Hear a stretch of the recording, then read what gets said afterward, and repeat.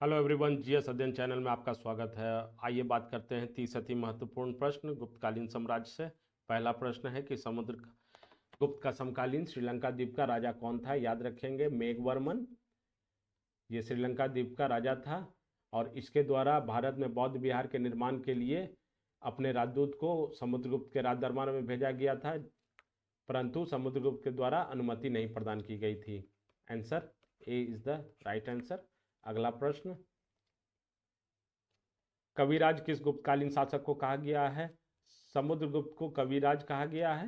Answer B, क्योंकि ये एक बहुत बड़े संगीतज्ञ एवं वीणावादक थे। अगला प्रश्न, अजंता कलाकृतियां किससे संबंधित है। अजंता कलाकृतियां गुप्त काल से संबंधित है।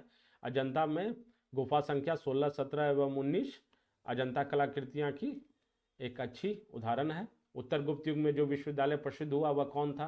तक्षशिला उत्तर गुप्त युग में प्रसिद्ध होने वाले विश्वविद्यालय में तक्षशिला था। अगला प्रश्न, स्कंदगुप्त को किस स्तंभलेख में सक्रोपम कहा गया है। कहुम स्तंभलेख में स्कंदगुप्त को सक्रोपम कहा गया है। सही जवाब आंसर सी। अगला प्रश्न,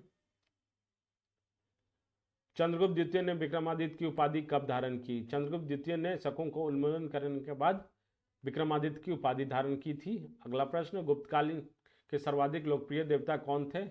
विष्णु गुप्त काल के सर्वाधिक लोकप्रिय देवता थे।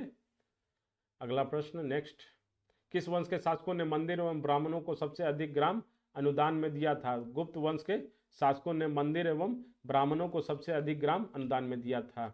निम्नलिखित में कौन सा नाटक कालिदास ने नहीं लिखा था।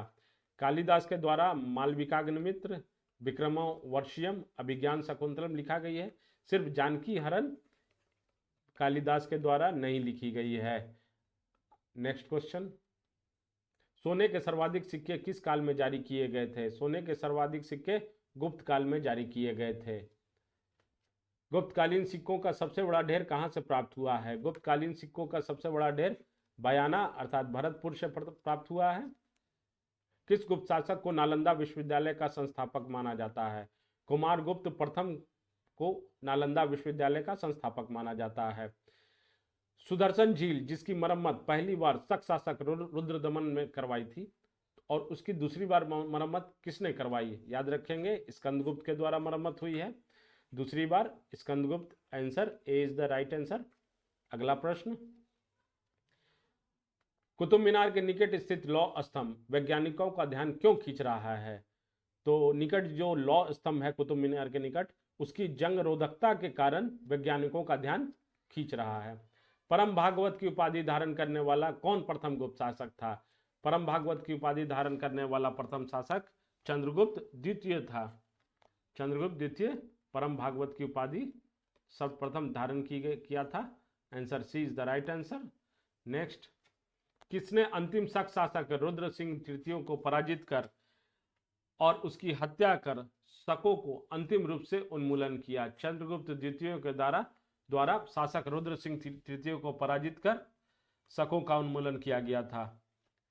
किस गुप्त शासक ने दक्षिणापथ में 12 राज्यों पर धर्म विजय किया। समुद्रगुप्त के द्वारा दक्षिणापथ में 12 राज्यों पर धर्म विजय किया गया एवं आर्यावर्त में 8 शासकों को उसने हराया था। सर्वराज्य जो छेता सभी राजाओं को उखाड़ फेंकने वाले की उपाधि किसने धारण की थी। तो समुद्रगुप्त ने इसकी उपाधि धारण की थी। अगला प्रश्न, तांबा का सिक्का जारी करने वाला पहला गुप्त शासक कौन था। रामगुप्त के द्वारा सर्वप्रथम तांबा का सिक्का जारी किया गया था। रामगुप्त बहुत कम समय के लिए राजगद्दी पर बैठा था। अगला प्रश्न, सूची सम्मिलित कीजिए। सुमेलित में शासक और अभिलेख। समुद्रगुप्त प्रथम प्रयाग प्रशस्ति, चंद्रगुप्त द्वितीय महरौली लौ स्तंभलेख, स्कंदगुप्त द्वितीय स्तंभलेख, बुद्धगुप्त पहाड़पुर ताम्रपत्र अभिलेख से संबंधित हैं। आंसर है सभी सुमेलित हैं। आंसर क्या होगा, याद रखेंगे सभी सुमेलित हैं। इसमें से प्रश्न आ सकता है किसी से भी, इसलिए इसको नोट्स में बना लेंगे या याद कर लेंगे।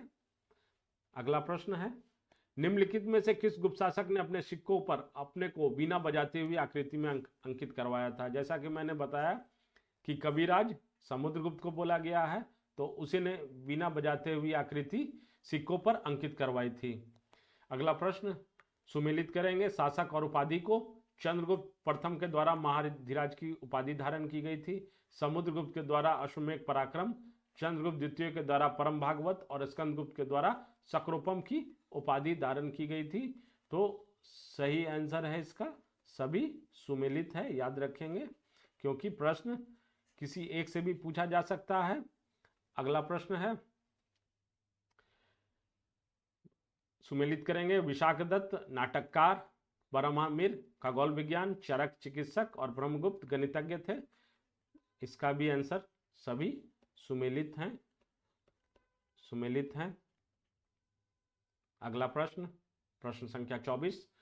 गुप्त काल में उत्तर भारतीय व्यापार निम्नलिखित में से किस एक पतन से संचालित होता था? याद रखेंगे, ताम्रलिप्ति, ताम्रलिप्ति पतन से संचालित होता था। ताम्रलिप्ति बंगाल की खाड़ी में मौजूद था। वर्तमान गणित में दशमलव प्रणाली आविष्कार का श्रेय निम्न में से किस युग को है? गुप्त युग को।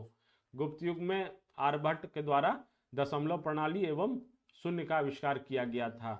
अगला प्रश्न, कौन सा राजवंश हुनों के आक्रमण से अत्यंत विचलित हुआ? गुप्त हुनों के आक्रमण से अत्यंत विचलित हुआ। अगला प्रश्न, समुद्रगुप्त की सैनिक उपलब्धियों का वर्णन उसके किस अभिलेख में उपलब्ध है? प्रयाग प्रशस्ति अभिलेख में समुद्रगुप्त की सैनिक उपलब्धियों का वर्णन उल्लेख है। गुप्त युग में भू राजस्व की दर क्या थी? गुप्त युग में भू राजस्व की दर उपज का छठा भाग भू राजस्व के तौर पर लिया जाता था।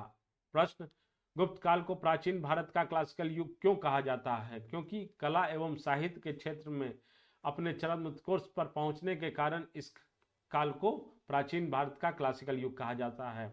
सुमेलित करेंगे। मुद्रा के प्रकार एवं शासक, कुमार देवी प्रकार चंद्रगुप्त प्रथम, बीना वादक समुद्रगुप्त, चक्र विक्रम प्रकार चंद्रगुप्त द्वितीय और कार्तिकेय प्रकार कुमारगुप्त प्रथम के द्वारा लाए गए थे। आंसर सभी सुमेलित हैं, याद रखना है। अगला प्रश्न, प्रशासकीय विभाजन और प्रशासक, भुक्ति अर्थात प्रांत के प्रशासक को उपरिक्त कहा जाता है। विषय जिला के प्रशासक को विषयपति, नगर के नगरपति और ग्राम के ग्रामिक कहा जाता था।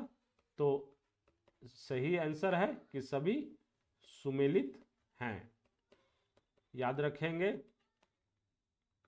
अगला प्रश्न, गुप्त स्थापत्य कला का सर्वोत्कृष्ट मंदिर निर्माण में से कौन है? देवगढ़ का 10 अवतार मंदिर कौन सा है? देवगढ़ का 10 अवतार मंदिर। इस मंदिर में सर्वप्रथम शिखर प्रणाली का उपयोग किया गया था गुप्त काल में। गुप्त राजा जिसने विक्रमादित्य की पदवी धारण की थी, चंद्रगुप्त द्वितीय के द्वारा विक्रमादित्य की पदवी धारण की गई थी। अगला प्रश्न, प्रश्न संख्या 34 और ये लास्ट प्रश्न है। शासक और पत्नी, चंद्रगुप्त प्रथम की पत्नी कुमार देवी थी, रामगुप्त की पत्नी ध्रुव देवी, समुद्रगुप्त की पत्नी दत्ता देवी और रुद्रसेन द्वितीय की पत्नी प्रभा देवी प्रभावती, सभी सुमेलित है। गुप्त काल से मैंने 2 भाग में आपको इंपॉर्टेंट वीडियो दे चुका हूं, तो लाइक और सब्सक्राइब करें अगर पसंद आया होगा तो।